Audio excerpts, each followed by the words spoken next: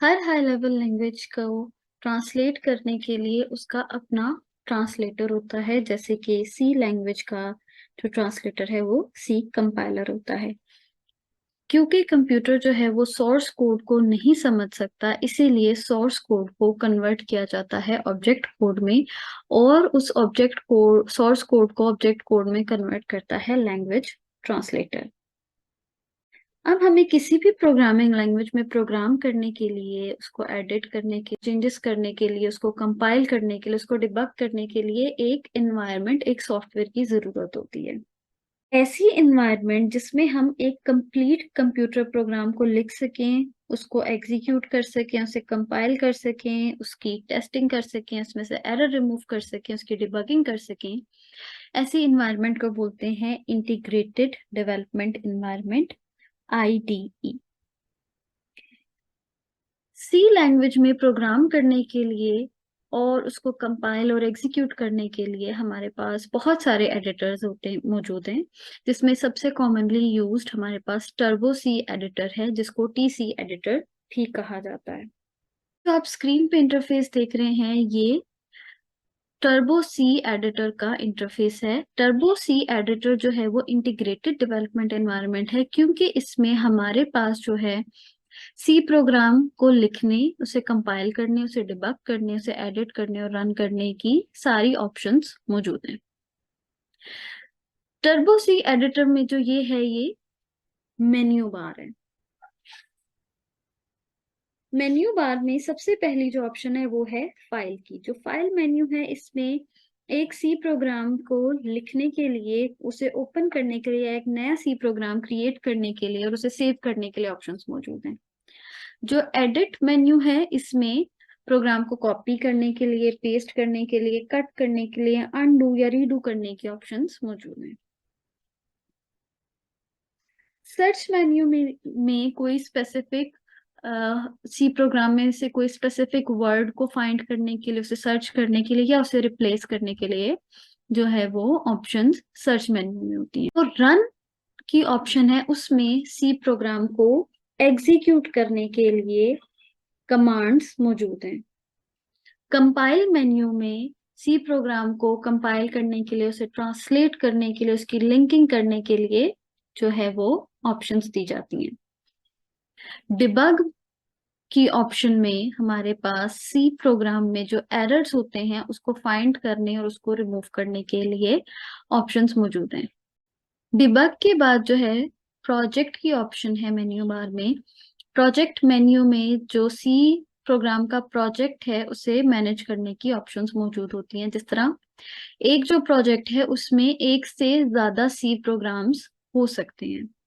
जिस तरह हम देखते हैं कि बड़े बड़े एप्लीकेशन सॉफ्टवेयर मौजूद होते हैं, सिस्टम सॉफ्टवेयर मौजूद होते हैं, जिसमें डिफरेंट टाइप की विंडोज और ऑप्शंस हमारे पास मौजूद होती हैं। तो वो किसी एक स्पेसिफिक सी प्रोग्रामिंग फाइल में नहीं लिखा जाता, वो डिफरेंट सी प्रोग्राम फाइल्स में लिखा जाता है और उन सी प्रोग्राम फाइल को कंबाइन करके एक पूरा प्रोजेक्ट बनाया जाता है। इसी तरह जो ऑप्शन का मेन्यू है, इसमें हमारे पास इंटीग्रेटेड डेवलपमेंट एनवायरनमेंट को चेंज करने के लिए, उसके व्यू को चेंज करने के लिए, उसे सेटअप करने के लिए डिफरेंट ऑप्शंस मौजूद हैं। जो विंडो की ऑप्शन है, इसमें हम सी प्रोग्राम में डिफरेंट विंडोज को ओपन कर सकते हैं, क्लोज कर सकते हैं, उसको चेंज कर सकते हैं। और लास्ट ऑप्शन जो हेल्प की है, उसको यूज करते हुए हमें अगर सी लैंग्वेज में कोई भी प्रॉब्लम आ रही है, हमें किसी कीवर्ड का नहीं पता, किसी आइडेंटिफायर का नहीं पता, तो उसको यूज करने की हम हेल्प ऑप्शन से ले सकते हैं। या एक शॉर्टकट होता है कि आप जो सी प्रोग्राम है उसमें अगर आपको किसी भी कीवर्ड का नहीं पता, तो आप उस कीवर्ड के ऊपर कर्सर रख के Ctrl+F1 प्रेस करेंगे, तो आपके पास उस स्पेसिफिक कीवर्ड से रिलेटेड इंफॉर्मेशन आ जाएगी। जो हमारे पास टर्बो सी इंटीग्रेटेड एनवायरनमेंट होती है, उसमें ये जो एलिमेंट्स होते हैं, उसमें सबसे पहला हमारे पास होती है मेन्यू बार, जिसके मेन्यू की ऑप्शंस हमने ऑलरेडी डिस्कस कर चुके हैं। उसके बाद यहाँ पर एक क्लोज बॉक्स होता है, जिसको हम यूज करते हुए जो विंडो है उसे क्लोज कर सकते हैं, जो भी हमने सी प्रोग्राम की विंडो ओपन की हुई है। नेक्स्ट फिर हमारे पास ये टाइटल बार आ जाती है, और इस टाइटल बार में जो हमारे पास सी प्रोग्राम का नेम है वो डिस्प्ले हो रहा होता है। हम कोई भी नेम इसकी जगह रख सकते हैं। यहाँ पर जो है ये नंबर रिप्रेजेंट कर रहा है कि हमने कौन सी विंडो ओपन की हुई है। यहाँ पे नंबर 1 जो है रिप्रेजेंट कर रहा है ये फर्स्ट विंडो ओपन है। हम टर्बो सी एडिटर में एक से ज्यादा विंडोज भी ओपन कर सकते हैं जिसमें डिफरेंट डिफरेंट प्रोग्राम्स लिखे जा सकते हैं। नेक्स्ट हमारे पास ये जूम बॉक्स है, इसके ऊपर क्लिक करके हम जो है अपनी स्क्रीन को, प्रोग्राम को जूम इन जूम आउट कर सकते हैं। फिर ये जो है हमारे पास ये कर्सर है। ये कर्सर इंडिकेट करता है कि जो भी हम टाइप करेंगे वो इस कर्सर से जो है वो यहाँ से टाइप होना शुरू होगा, और यहाँ से जब हम जैसे जैसे टाइप करते जाएंगे कर्सर आगे आगे मूव होता जाएगा। और ये जो पूरी ब्लू सी स्क्रीन है, ये पूरा जो एरिया है ये एडिट विंडो है। इस विंडो में हम अपना सी प्रोग्राम लिखते हैं और उसको एडिट करते हैं। नेक्स्ट ये हमारे पास स्क्रॉल बार्स आ जाती हैं कि अगर आपका सी प्रोग्राम बहुत ज्यादा लेंथी है तो स्क्रॉल बार को आप यूज करते हुए जो है सी प्रोग्राम को व्यू कर सकते हैं। ये जो नंबर्स हैं ये हमारे पास डिस्प्ले करते हैं कि हमारा कर्सर इस टाइम पे किस जगह पे है, कौन सी लाइन पे है और कौन से कॉलम पे है। अगर हमारा कर्सर यहाँ कहीं नीचे होगा तो वो लाइन नंबर 1 से ज्यादा होगा। इसी तरह अगर कर्सर इधर कहीं डिस्प्ले होगा, प्लेस हुआ हुआ होगा, तो वो कॉलम नंबर भी शो करेगा। इसी तरह हम यहाँ से जो कॉर्नर्स को यूज करते हुए जो हमारी विंडो है उसका साइज मिनिमाइज कर सकते हैं या उसको मैक्सिमाइज कर सकते हैं, जो भी हमारी प्रेफरेंस होगी। जो ये बॉटम पे होती है इसको हम स्टेटस बार बोलते हैं। ये हमें हमारे प्रोग्राम का स्टेटस बताती है और डिफरेंट शॉर्टकट ऑप्शंस भी प्रोवाइड करती है कि अगर हमें हेल्प चाहिए तो हम F1 की प्रेस कर सकते हैं। प्रोग्राम को सेव करना है तो F2 की, कोई प्रोग्राम ओपन करना है तो उसके लिए शॉर्टकट की हमारे पास F3 है। इसी तरह कंपाइल के लिए Alt F9 है और डिफरेंट ऑप्शंस मौजूद हैं। सी लैंग्वेज में जब भी हम कोई न्यू प्रोग्राम लिखते हैं तो उसको कहा जाता है क्रिएटिंग अ सी प्रोग्राम, कि हम एक नया सी प्रोग्राम क्रिएट कर रहे हैं। तो जब हमने एक न्यू सी प्रोग्राम क्रिएट करना होता है तो उसके लिए फाइल के मेन्यू बार में जाके फाइल के ऑप्शन पे क्लिक करते हैं और हमारे पास फाइल जो मेन्यू है वो डिस्प्ले हो जाता है। और इसमें जब हम न्यू पे क्लिक करेंगे तो हमारे पास एक न्यू विंडो यहाँ पर ओपन हो जाएगी और उसमें हम अपना न्यू सी प्रोग्राम क्रिएट कर सकते हैं। और अगर हमने प्रोग्राम ऑलरेडी लिखा हुआ है और हमने उसमें चेंजेस करने हैं, उसमें कोई चीज अपडेट करनी है, तो उसको बोलते हैं एडिटिंग अ प्रोग्राम और एडिटिंग अ सी प्रोग्राम। तो उसके लिए हमारे पास जो ऑलरेडी एग्जिस्टिंग फाइल है हम उसको ओपन करेंगे। तो ओपन करने के लिए एक एग्जिस्टिंग प्रोग्राम को फाइल मेन्यू में ही न्यू की ऑप्शन के नीचे ओपन की ऑप्शन आती है। जब हम इस पे क्लिक करेंगे तो ये हमें ऑप्शन दे देगा, जो भी हमने फाइल्स ओपन करनी होगी उसका नेम आ जाएगा और हम एग्जिस्टिंग फाइल को ओपन कर लेंगे। जब हम एक सी प्रोग्राम क्रिएट कर लेते हैं या उसको एडिट कर लेते हैं तो हमें उससे बाद में उसको सेव भी करना पड़ता है। तो उसके लिए हमारे पास फाइल मेन्यू में ही सेव और सेव एज की ऑप्शंस मौजूद होती हैं। जब हम इसको क्लिक करेंगे सेव एज को या सेव को, तो हमारा जो प्रोग्राम है वो सेव हो जाएगा। अगर हमारे पास एग्जिस्टिंग प्रोग्राम ही और हम उसे चेंज कर रहे हैं तो जब हम सेव की ऑप्शन पे क्लिक करेंगे तो वो जो प्रोग्राम ऑलरेडी जिस नाम से है उसी नाम से सेव हो जाएगा। मगर जब हम सेव एज करेंगे तो हमारे पास ऑप्शन आ जाएगी कि हम प्रोग्राम का नेम चेंज कर सकते हैं। तो वो हमारे ऊपर डिपेंड करता है कि हम प्रोग्राम का नेम चेंज करें या जो डिफॉल्ट नेम है वही रहने दें।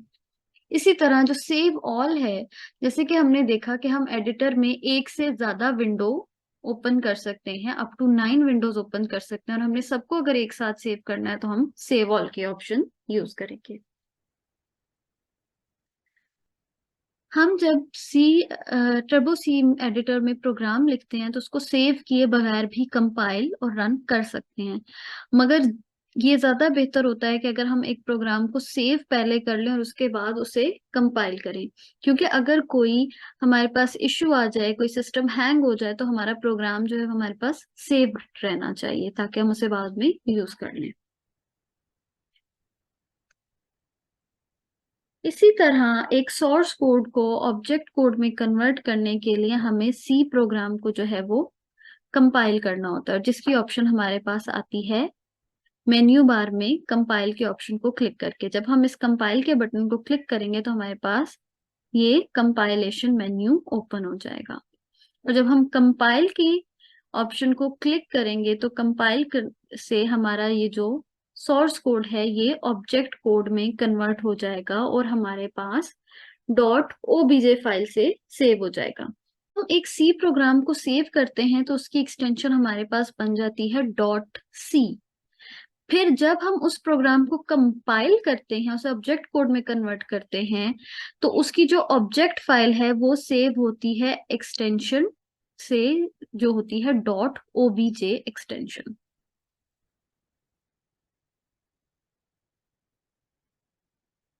जिस तरह हमने देखा था कि जो कंपाइलर है उसका एक पार्ट होता है प्री प्रोसेसर, जो कि प्री प्रोसेसर डायरेक्टिव्स को समझता है और उसके अकॉर्डिंगली उस पे उसको एग्जीक्यूट करता है। कंपाइलर का एक पार्ट होता है लिंकर। जो लिंकर है ये जितनी भी हमने प्री प्रोसेसर डायरेक्टिव में लाइब्रेरी फाइल्स या हेडर फाइल्स दी होती हैं उससे ऑब्जेक्ट प्रोग्राम को कंबाइन करता है, हमारे प्रोग्राम को लाइब्रेरी फाइल से लिंक करता है जो भी हमने प्रोग्राम में यूज की होती हैं। तो जब भी हमारा प्रोग्राम कंपाइल होता है, कंपाइलर क्या करता है, सोर्स कोड को कन्वर्ट कर देता है ऑब्जेक्ट कोड में और हमारे पास डॉट ओबीजे फाइल आ जाती है। उसके बाद जो लिंकर है वो लाइब्रेरी फाइल्स और ऑब्जेक्ट फाइल को आपस में लिंक करता है, उनका कनेक्शन बनाता है और उसकी एक न्यू फाइल बना देता है और उसको हम बोलते हैं एग्जीक्यूटेबल फाइल और इसकी एक्सटेंशन होती है डॉट ई। अब ये जो एग्जीक्यूटेबल फाइल है ये हमारा जो सीपीयू है, जो कंप्यूटर है, उसको यूज करता है और उसके अकॉर्डिंगली काम जो है, जो भी इंस्ट्रक्शंस है उसको फॉलो करके हमें आउटपुट डिस्प्ले कराता है। हम कंपाइलर से एक प्रोग्राम कंपाइल करते हैं तो उस प्रोसेस को बोलते हैं कंपाइलिंग अ प्रोग्राम और कंपाइलिंग अ सी प्रोग्राम। तो कंपाइलर क्या करता है कि पूरे जो आपके ऑब्जेक्ट कोड है, सोर्स कोड है, उसको देखता है और उसमें एरर्स फाइंड आउट करता है। अगर उसमें एरर्स होते हैं तो कंपाइलर सोर्स कोड को ऑब्जेक्ट कोड में कन्वर्ट नहीं करता और अगर एरर्स नहीं होते तो वो ऑब्जेक्ट कोड में कन्वर्ट कर देता है। जैसे कि यहाँ पर ये सी प्रोग्राम जो है ये कंपाइल हुआ है और इसमें हमारे पास वार्निंग्स भी 0 है और एरर भी 0 आ गए हैं। तो इसीलिए इस लर्न डॉट सी प्रोग्राम की जो है एक ऑब्जेक्ट फाइल क्रिएट हो जाएगी लर्न डॉट ओबीजे के नाम से। और उसके बाद जो है वो लिंकर इस ऑब्जेक्ट फाइल को लिंक करेगा लाइब्रेरी फाइल से और उस प्रोसेस को हम बोलते हैं लिंकिंग अ सी प्रोग्राम। प्रोग्राम को लिंक करने के लिए हमारे पास कंपाइल मेन्यू में ही लिंक की ऑप्शन आती है और इस लिंक की ऑप्शन को क्लिक करते हुए हम अपने ऑब्जेक्ट कोड को लाइब्रेरी फाइल से लिंक कर सकते हैं। और इस कंपाइलिंग और लिंकिंग के प्रोसेस को हम एक साथ भी कंबाइन कर सकते हैं। उसके लिए हम मेक की ऑप्शन यूज करेंगे। मेक की ऑप्शन क्या करती है कि सी प्रोग्राम को कंपाइल भी कर देती है और उसे साथ ही लाइब्रेरी फाइल्स के साथ लिंक भी कर देती है। तो हमें ये दो स्टेप्स अलग अलग परफॉर्म करने की बजाय अगर हम मेक की ऑप्शन यूज करेंगे या फिर उसका शॉर्टकट F9 प्रेस करेंगे तो हमारे पास जो सी प्रोग्राम है वो कंपाइल और लिंक एक साथ हो जाएगा। जब हमारा प्रोग्राम एरर फ्री है और वो लिंक भी हो गया है तो लिंक होने के बाद हमारे पास आ गई है डॉट exe फाइल और ये exe फाइल जो है हम एग्जीक्यूट कराएंगे और इसको रन करवाएंगे अपने कंप्यूटर में। उसके लिए हमारे पास जो रन की ऑप्शन है मेन्यू बार में उस पर क्लिक करेंगे और हमारे पास ये मेन्यू ओपन हो जाएगा और इसमें जब हम रन की कमांड को सिलेक्ट करेंगे तो हमारा प्रोग्राम जो है वो एग्जीक्यूट हो जाएगा और हमारे पास स्क्रीन पे हेलो वर्ल्ड प्रिंट हुआ हुआ आ जाएगा। और इसकी शॉर्टकट की है हम कंट्रोल F9 भी अगर प्रेस करेंगे तो हमारे पास जो प्रोग्राम है वो रन हो जाएगा। इस प्रोसेस को एग्जीक्यूटिंग आ सी प्रोग्राम या एग्जीक्यूटिंग आ प्रोग्राम भी कहा जाता है।